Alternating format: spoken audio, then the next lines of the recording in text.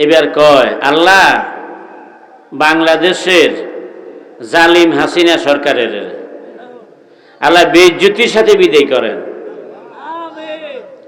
আমরা লগের হালারা আমিন আমিন কইতেছি। এই দরবেশে জায়গা মতো এই মারি দিল 2-3 বার কইছে। পরে আমি হজর থেকে দেশে আই আমার প্রিন্সিপাল সাহেব কইলাম হুজুর কারবার হয়ে গেছে।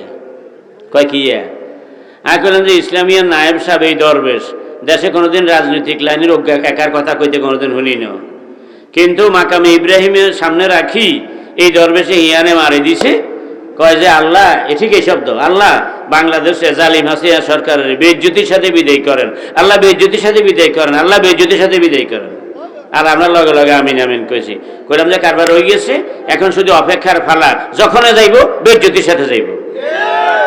দোয়ায় কাম হয়নি না ভাই, আল্লাহর কসম একটু জোরে ক, দোয়ায় কাম হয়নি।